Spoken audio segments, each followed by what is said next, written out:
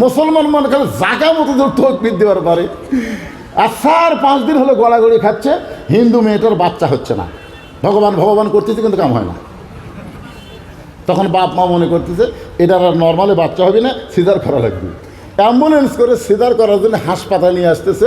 তখন গুজরাটে একটা দ্বন্দ্ব হচ্ছে হিন্দু মুসলমানের। এখন যেরকম ভারতে দ্বন্দ্ব হচ্ছে মুসলমানকে মসজিদের সামনে ওরা তরবারি নিয়ে, আজকে ফেসবুকে দেখেন মসজিদের সামনে তরবারি নিয়ে মিছিল করতেছে। মুসলমানের রং মাখবে না, ওরা জোর করে রং মাখা দিচ্ছে। আজ আমি নিজে দেখলাম, আমার আইডি থেকে পোস্ট করছি, একটা মুসলমানের দাড়ি ওরা কামে দিচ্ছে, ভুরু পর্যন্ত চাঁদে দিচ্ছে, একটা মেয়ের বোরকা ওরা জোর করে খুলতেছে। এই ভারত, এরা কোনোদিন বাংলাদেশের আপন না, এরা সবসময় বাংলাদেশের শত্রু। ধরে কোনো কথা কর না, কথা বলে এরা কোনোদিনও বাংলাদেশের আপন না ভাইজান। দেখেন কি অবস্থা। তো এখন এই মুসলমানেরা ওই যখন অ্যাম্বুলেন্স আসতেছে, বুঝছেন, মুসলমানের মিছিল যাচ্ছে, মুসলমানের মিছিলের প্রথম শব্দ একজন কেবল সামনে থেকে বলেছে নারায়ে তাকবীর, আর সব গুজরাটের মুসলমানকে আল্লাহু আকবার। একসাথে যদি 10,000 মুসলমান আল্লাহু আকবার কয় কীরকম হবে কোন? তো এমন জোরে শব্দ হচ্ছে, ওই হিন্দু মেয়েটা তাই 5 দিন হলে খালি গড়াচ্ছে, বাচ্চা হচ্ছে না। ওই মুসলমান আল্লাহু আকবার শব্দ শুনে কাঁপে উঠছে, যেই কাঁপে উঠছে সে আল্লাহ করে বাচ্চা বের হয়ে গেছে। বাপ মাও কয় কে রে, এতদিন হলে ভগবান ভগবান করি কাম হয় না, আর মুসলমানের আল্লাহু আকবার তাকবীর শুনে বাচ্চা হলো। তাহলে ভগবান বলতে চলবি না। আল্লাহ বলেছে আমাইয়াবতাগি গায়রাল ইসলামা দীনান ফালা ইউকবাল। ই তো বেদব, কি শুরু করছে? দুইজন তখন ছোট বাচ্চাকে ধরছে, এই কি করস? বলে আপনাকে তো শোনাবার আসিনি, মুখস্থ করতেছে আসতেছি, তা আপনাকে সামনে একবার শুনলাম, আপনার বাপের দরকার। আপনার বাবা কি বাড়িতে আস? সঙ্গে সঙ্গে হযরত আলী বাড়ি থেকে বাইরে আসলেন। ছোট্ট বাচ্চাটা তাই হযরত আলীর সামনে ওয়াজ শুরু করলেন, ইন্নী উহিব্বুল ফিতনা ইকরাহুল হক ওয়া আশহাদু মা লাম আরা। সঙ্গে সঙ্গে হযরত আলী ওই ছোট বাচ্চাকে বুকের সঙ্গে জাপটে ধরে কপালে একটা চুমা দিয়ে বললেন, বাবা এত দামি কথা, এত সুন্দর কথা তুমি কোথায় পাইলে?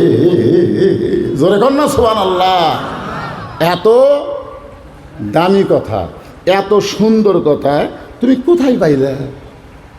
হাসান হোসেন কয় আমরা 2 ভাই যে হারে ধরছেন রে। বাপ আসে আবার কি কয়, এত সুন্দর কথা, এত দামি কথা তুমি কোথায় পাইলা? বলে আপনি তো জানেন না, এই কথা বলার জন্যে হযরত ওমর আমার বাপক জেলখানার মধ্যে বন্দি করে থোছে। আলী বলতেছেন তোমার কোনো টেনশন নাই, তোমার বাপের জন্য আমি উকিল হব, তোমার বাবাকে জেলখানা থেকে বের করে তোমার হাতে আমি তুলে দিব। জোরে কোন সুবহানাল্লাহ। এখন আপনারা বলেন, হযরত আলী যদি এই ছোট বাচ্চার উকিল হয় বাপের জন্যে, তাহলে উমরের ক্ষমতা আছে জেলখানা থোয়ার পারবে? কারণ উকিল খালি জ্ঞানের দিক দিয়ে না, আলীর শক্তি কেমন, কথা কন, হযরত আলীর দেহের শক্তি কেমন জানি না। আল আলিউ আসাদুল্লাহিল গালিব।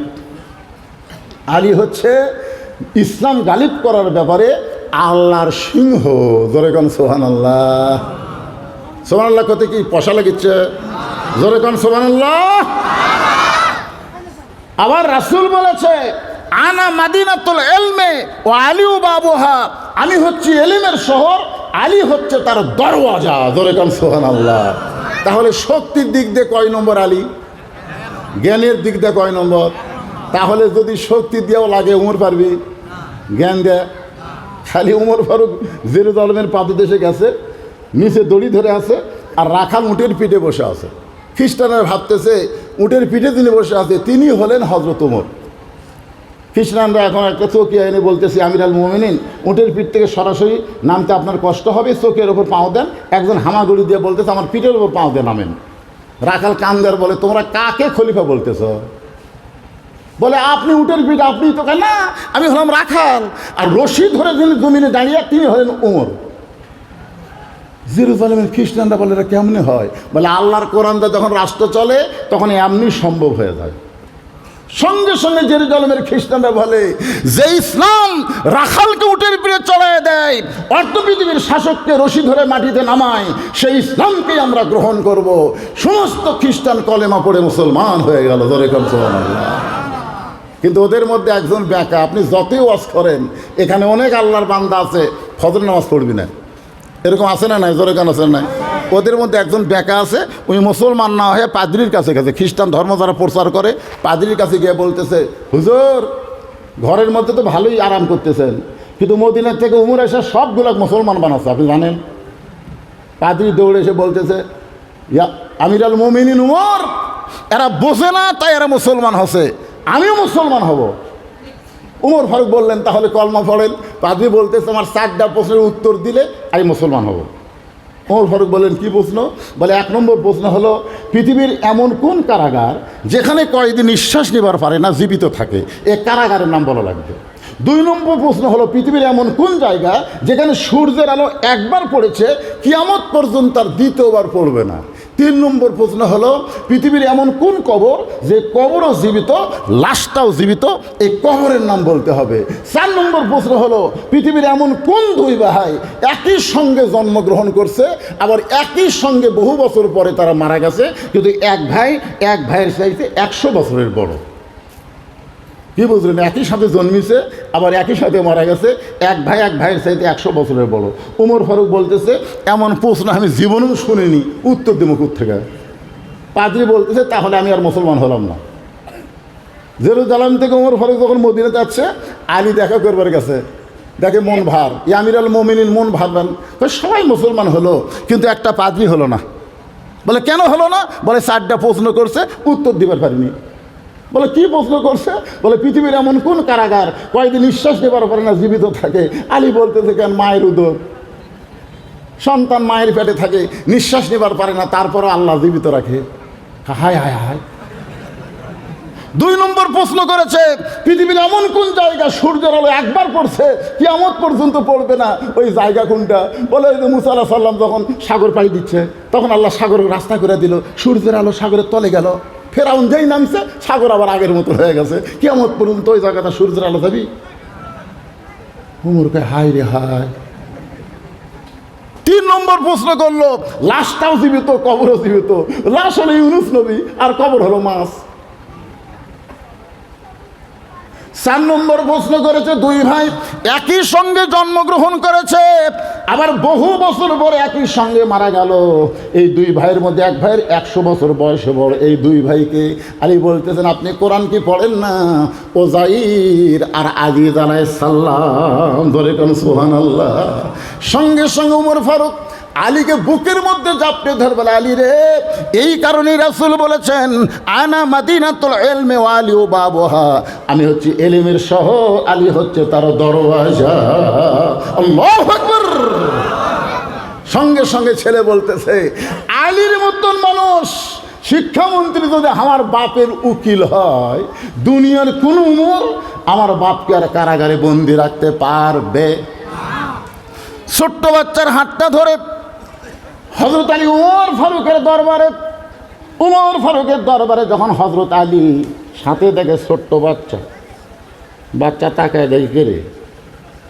এই মানুষটাই তো রাত্রেবেলা আমার কান্দত করে, এই মানুষই তো আমার কান্দত করে বাপের কাছে নিয়ে এলো, তাহলে এটাই হযরত উমর। এক দৌড়ে যায় ছোট্ট বাচ্চা উমর ফারুকের কপালে চুমা খাচ্ছে, ধরে কান সুবহানাল্লাহ। কারণ সারা জীবন উমর ফারুকের গল্প শোনাইছে বাপ। বাচ্চারা যখন না ঘুমায়, কিসের হুবার মায়ের কিচ্ছা শোনেন? হুবার মায়ের কিচ্ছা না, মোবাইল চালু করে দেন, গেম দেখ, দেখতে দেখতে ঘুমিয়ে যাবি। মহামানবের জীবনী শোনাবেন, আপনার সন্তান মহামানব হওয়ার চেষ্টা করবে। জোরে কোন কথা, ঠিক কথা বলেন। আলী বলতেছে, এই ছোট্ট বাচ্চা, যার কপালে চুমা খাইলা সেই মানুষটাই তোমার বাবাকে কারাগারে বন্দি করছে। ছোট্ট বাচ্চা 2 জনের দিকে তাকায়, আলীর দিকেও তাকায়, আবার ওমরের দিকেও তাকায়। ওমর ফারুক বলতেছে, আলী ভাই, আমি এই ছোট বাচ্চার বাবাকে এমনি কারাগারে বন্দি করে নাই, মারাত্মক 3টা খারাপ ওয়াজ করছে। শুধু আমি না, হাজার হাজার সাহাবী মসজিদের মধ্যে ছিল। সবাই যখন রাগে চেতে গেল এমন সময় তাকে গণধলাই থেকে বাঁচানোর জন্যে আমি কারাগারে বন্দি করছি। আলী বলতেছে, আপনারা বুঝতে পারেন নাই যে 3টা ওয়াজ করেছে, তার চাইতে সুন্দর দামি ওয়াজ আর পৃথিবীতে না। জোরে কারণ সুবহানাল্লাহ। উমর ফারুক বলে, কি বলেন আপনি? শুধু আমি তো না, হাজার হাজার সাহাবী, আমরা কেউ বুঝতে পারি নাই। আলী বলতেছেন, যেরকম দুনিয়া বাংলাদেশের লোক বলতেছে ফিলিস্তিনের মুসলমান মারা যাচ্ছে, ফিলিস্তিনের মুসলমান মারা যাচ্ছে, বুঝে নাই ওরা মারা যাচ্ছে না, ওরা চিরজীবন লাভ করতেছে। ধরে কোন কথা ঠিক কিনা? আবু সাইদ মারা গেছে, মুগ্ধ মারা গেছে, যায়নি। এখন এই 3টা ওয়াজের হাকিকতের অর্থ কি হবে? আলী উমর ফারুককে বলে ওই ছোট বাচ্চার বাপকে কারাগার থেকে, জেলখানায় থেকে বের করবে। আপনার কি রাত বেশি হয়ে গেছে? শুনবার চান? কারা কারা শুনবেন? আল্লাহকে একটু হাত দেখেন তো দেখি। লিল্লাহে তাকবীর। আপনি শুনবেন না? আপনি শুনবেন না? তা হাত তোলেন না কেন? লিল্লাহে তাকবীর, হাত নামান। এখন একটা স্লোগান দেওয়া লাগবে, অন্তর থেকে দেওয়া লাগবে। আমি যেই বলবো আল কোরআনের আলো, আপনার বলবেন সব জায়গায় যা আলো। বলতে পারবেন না ভাইজান? আল কোরআনের আলো, কোরআন হাদিস যেখানে, দুনিয়ার মুসলমান লিল্লাহে তাকবীর। বিশ্বাস করেন, এখন বাজতেছে রাত 12:15। না হোক, আমি যে অসুস্থ ছিলাম, এটা উঠলো কে? কি মারাত্মক ওয়াজ এখন শুরু হবে, মারাত্মক ওয়াজ। শোনেন, এখন যে রাত 12:15 বাজছে, আপনার বিশ্বাস করে বলেন তো, আপনাদের চেহারা দেখলে কি মনে হচ্ছে 12:15? মনে হচ্ছে কেবল রাত 10টা বাজলো। আচ্ছা, এই যে বেশি রাত কমে যাওয়ার পিছনে হলো তকবীর। মুসলমান মনে করে জাগা মতো তকবীর দেওয়ার পারে। আর 4-5 দিন হলো গলাগড়ি খাচ্ছে, হিন্দু মেয়েটার বাচ্চা হচ্ছে না, ভগবান করতেছে কিন্তু কাম হয় না। তখন বাপ মা মনে করতেছে এটার আর নর্মালি বাচ্চা হবে না, সিজার করা লাগবে। অ্যাম্বুলেন্স করে সিজার করার জন্য হাসপাতালে নিয়ে আসতেছে। তখন গুজরাটে একটা দ্বন্দ্ব হচ্ছে হিন্দু মুসলমানের। এখন যেরকম ভারতে দ্বন্দ্ব হচ্ছে মুসলমানকে মসজিদের সামনে, ওরা তরবারি নিয়ে, আজকে ফেসবুকে দেখেন মসজিদের সামনে তরবারি নিয়ে মিছিল করতেছে। মুসলমানের রং মাখবে না, ওরা জোর করে রং মারা দিচ্ছে। আজ আমি নিজে দেখলাম, আমার আইডি থেকে পোস্ট করছি, একটা মুসলমানের দাড়ি ওরা কামে দিচ্ছে, ভুরু পর্যন্ত চাহিদা দিচ্ছে, একটা মেয়ের বোরকা ওরা জোর করে খুলতেছে। এই ভারত, এরা কোনোদিন বাংলাদেশের আপন না, এরা সবসময় বাংলাদেশের শত্রু। ধরে কোনো কথা বল না, কথা বলে, এরা কোনোদিনও বাংলাদেশের আপন না ভাইজান। দেখেন কি অবস্থা। এখন এই মুসলমানেরা ওই যখন অ্যাম্বুলেন্স আসতেছে, বলছেন মুসলমানের মিছিল যাচ্ছে, মুসলমানের মিছিলের প্রথম শব্দ একজন কেবল সামনে থেকে বলেছে নারায়ে তাকবীর, আর সব গুজরাটের মুসলমানকে আল্লাহু আকবার। একসাথে যদি 10,000 মুসলমান আল্লাহু আকবার কয়, কীরকম হবে কোন? তো এমন জোরে শব্দ হচ্ছে, ওই হিন্দু মেয়েটা যাই 5 দিন হলে খালি গড়াচ্ছে, বাচ্চা হচ্ছে না, ওই মুসলমান আল্লাহু আকবার শব্দ শুনে কাঁপে উঠছে। যেই কাঁপে উঠছে সে আল্লাহ করে বাচ্চা বের হয়ে গেছে। বাপ মাও কয় কে রে, এতদিন হলে ভগবান করি, কাম হয় না। আর মুসলমানের আল্লাহু আকবার তাকবীর শুনে বাচ্চা হলো, ভগবান পথে চলবি না। আল্লাহ বলেছে আমাইয়াবতাগি গায়রাল ইসলামা দীনান ফালা ইউকবালা মিনহু, চলবি না, চলবে না, একমাত্র ধর্ম ইসলাম। জোরে কোন কথা ঠিক কিনা?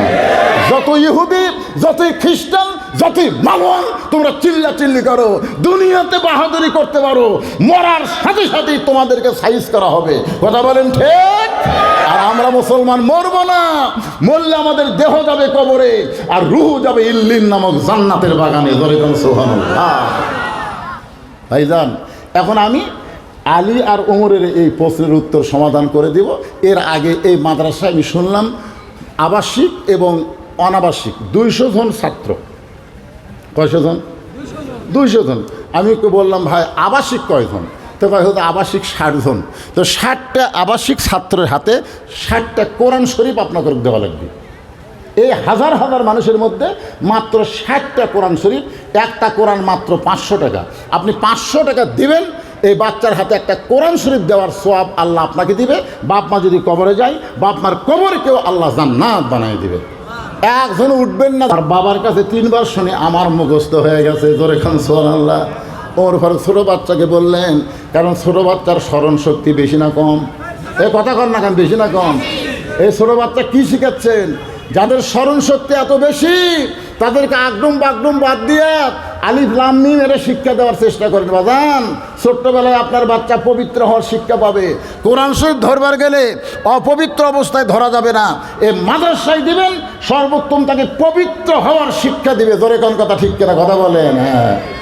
1 নম্বর ওয়াজ, ইন্নী উহিব্বুল ফিতনা, আমি ফিতনাকে পছন্দ করি। হযরত আলী বলতেছেন, লোকটা তো ঠিকই বলেছে, কিন্তু আপনারা বুঝতে পারেন নাই। আল্লাহ কোরআনে বলেছেন, ইন্নামা আমওয়ালুকুম ওয়া আওলাদুকুম ফিতনা। কার কথা? আল্লাহর কথা। আল্লাহ কোরআনে বলেছেন, নিশ্চয় সম্পদ আর সন্তান ফিতনা হওয়ার পরেও দুনিয়ার মানুষ এই দুইটাকে বেশি ভালোবাসে। আপনার বলেন তো, আপনারা সন্তানকে ভালোবাসেন কম না বেশি? সম্পদকে?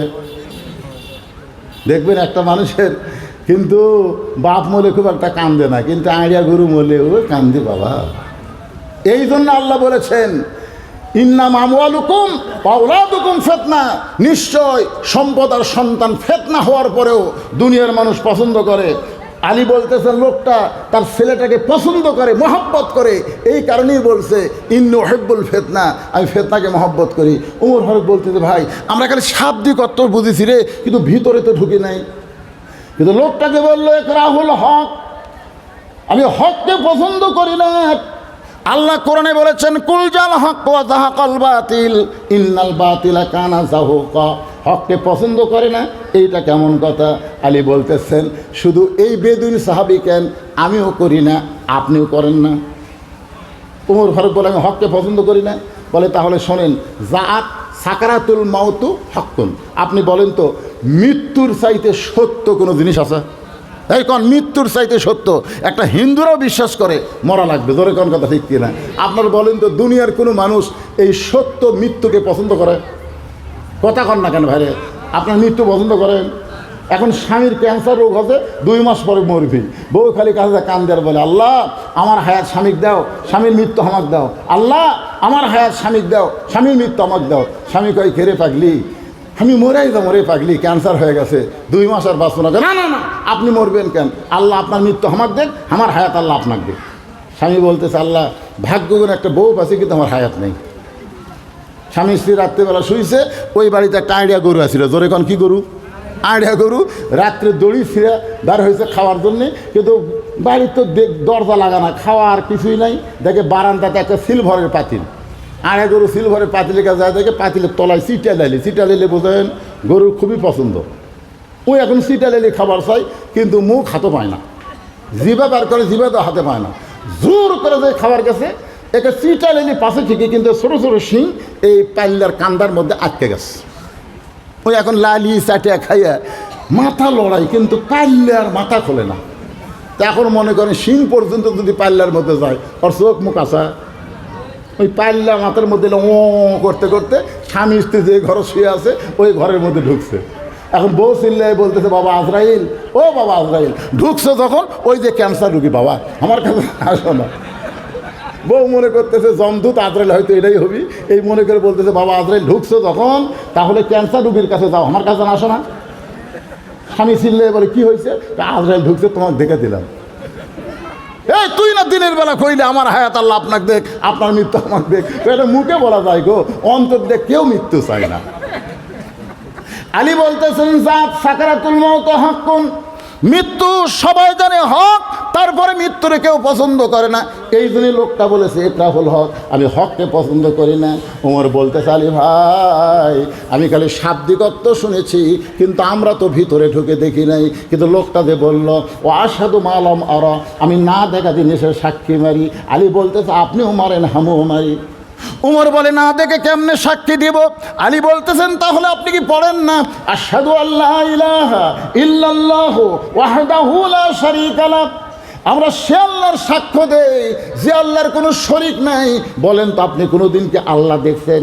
ওমর ফারুক বলে না ভাই দেখি নাই। আলী বলতেছে আমিও দেখি নাই। এই কারণেই লোকটা বলেছে আমি না দেখা জিনিসের সাক্ষী দেই। আল্লাযীনা ইউমিনুনা বিল গায়ব, অদৃশ্যের প্রতি বিশ্বাস স্থাপন করা হলো মুমিনদের বৈশিষ্ট্য। হযরত ওমর এক দৌড়ে যে বেদুইন সাহাবীর দরজা খুলে দিয়ে বলতেছে আলী যদি না থাকতো তাহলে আমরা সবাই ধ্বংস হয়ে যেতাম। এখন আল্লাহর বান্দারা বলেন এ কোরআনের খালি শাব্দিক অর্থ বুঝলে হবে না, এ কোরআনের ভিতরে ঢোকা লাগবে। এই কোরআন হলো অনুনাজ্জিলু মিনাল কোরআনি মা হুয়া শিফাউ ওয়া রাহমাতুল লিল মুমিনিন। এখন সবাই বলতেছে কোরআন হলো রোগ মুক্তি, কোরআন সুমা খাও, কোরআন তেলাওয়াত করো, কোরআন বুকের মধ্যে লাগাও। কিন্তু আল্লাহ বলতেছেন কোরআন শুধু পড়লে হবে না, কোরআন শুধু সুমা খেলে হবে না, কোরআন বুকের মধ্যে লাগালে হবে না। এই কোরআন দিয়ে তোমাদেরকে সমাজ, রাষ্ট্র, সব কিছু তোমাদের পরিচালনা করা লাগবে। ধরে কোন ঠিক না? আমি অসুস্থ শরীর নিয়ে যতটুকু বললাম, আল্লাহ বক্তা এবং শ্রোতা সবাইকে আমল করার তৌফিক দান করুক। সকলে বলি আল্লাহুম্মা আমিন। আর একজন 500 টাকা দান করছে, আল্লাহ কবুল করেন। অনেকে দোয়া চাইছে, সবার জন্য আমি দোয়া করবো ইনশাল্লাহ, সবার জন্যে। অত লোকের নাম ধরে দোয়া করা যাবে না। সবাই ইস্তেগফার করে আস্তাগফিরুল্লাহ রাব্বি মিন কুল্লি জামবি ওয়া তুবু ইলাইহি লা হাওলা ওয়ালা কুওয়াতা ইল্লা বিল্লাহিল আলিয়্যিল আযীম। এইদিকে ঢলমল করতেছে, দেখছেন আকাশ যে হলমল করতেছে কোন কাল থেকে। এরা যে বসে আছে কষ্ট করে।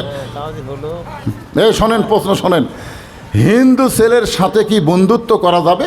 আপনি তাকে ধর্মের আকর্ষণ, নিজের ধর্মের আকর্ষণ যদি তার মধ্যে তৈরি করতে পারেন তাহলে বন্ধুত্ব করবেন। এটা হেকমতের মার দেওয়া। ধরে কোন কী দেওয়া? কথা কন না কেন, কী দেওয়া? কিন্তু দুনিয়ার চাহিদা পূরণের জন্যে হিন্দুদের সাথে কোনো বিধর্মীর সাথে বন্ধুত্ব করা যাবে না। কিন্তু আপনার ইসলামের দিকে যদি তাকে টানতে পারেন এই নিয়তে বন্ধুত্ব করা যাবে, কোনো সমস্যা নেই। বিশাল প্রশ্ন বারে। আপনার নিকট একটা প্রশ্ন, দয়া করে বিষয়টি পড়বেন, একটা সংজ্ঞা দিবেন। প্রশ্ন হচ্ছে যুবক বয়সে বিয়ে করা কি ভুল? তো যুবক বয়সে বিয়ে করবি নাকি বুড়া হলে করবি? পাগলা। একজন যুবককে বাবা মার বিয়ে দেওয়া দায়িত্ব কখন? একটা যুবকের বিয়ে দেওয়ার দায়িত্ব কখন? যখন যুবক দেখবেন বাড়ির থাকবার চায় না, খালি বেশি ঘরে। যখন বেশি ঘরে আর ঘোরা বন্ধ করবার চালে একটা বউ দেওয়া লাগবে। ধরে কোনো কথা ঠিক না? আপনার দেখেন তো আপনার ছেলেরা খালি বাইরে থাকে না বাড়ির থাকে? যদি দেখুন বাইরে খালি ঘুরতেছে 3 মাথা 3 মাথা, তাহলে বুঝবেন আর প্রেম রোগ ধরছে। প্রেম করার আগে বিয়ে দিয়ে দেন, অকাম করার আগেই যেন একটা ভালো কাম করে দেওয়ার পারেন, এ খেয়াল করবেন। বুঝছেন? কখনো মনে করবেন না যে আমার ছেলে কামাই করে না। না, আপনি বিয়ে দিয়ে দিবেন, রেজেক দেওয়ার দায়িত্বকে আরও ধরে বলেন আল্লাহ। প্রতি বয়স্ক কোনো যুবক যদি বাহিরে জিনায় লিপ্ত হয় তাহলে তার দায়ভার কার? দায়ভার যাই জিনা করবি তার। এটি বাপ মায়ের দায়িত্ব। আল্লাহ বলেছে কুল্লিল মুমিনিনা ইয়াগুদ্দু মিন আবসারিহিম। তুমি তোমার নজরকে নিচে রাখো, একটা মেয়ের দিকেও তুমি তাকাও না। কি হবে? যেদিন বিয়ে হবে সেদিন বউকে প্রাণ ভরে দেখো। তুমি মনে করতেছে এর কোন ব্যাগ যুবক শর্ট খাচ্ছে, বাপ মাও বিয়ে করাচ্ছে না। এই বাপ মাও যুবক বয়সে ছেলেকে বিয়ে করান, অন্যায় অপকর্ম করলে কিছুটা দোষ আপনাকেও হবে। প্রধান মেহমান বিষয়টি আলোচনা করবেন ইনশাল্লাহ। আলোচনা আগে এটা দেওয়া লাগতো, তাহলে এর মধ্যে ওয়াজের মধ্যে অ্যাঙ্গেলে মার দেওয়া দিতাম, কিন্তু এখন শেষে দিয়ে দিয়েছেন। আলহামদুলিল্লাহ, যতটুকু বললাম আল্লাহ কবুল করুক। সকলে হাত তুলে আল্লাহুম্মা আমিন। আল্লাহুম্মা আনতাস সালাম ওয়া মিনকাস সালাম তাবারাকতা ইয়া যাল জালালি ওয়াল ইকরাম। আয় আল্লাহ তাআলা মাগরিব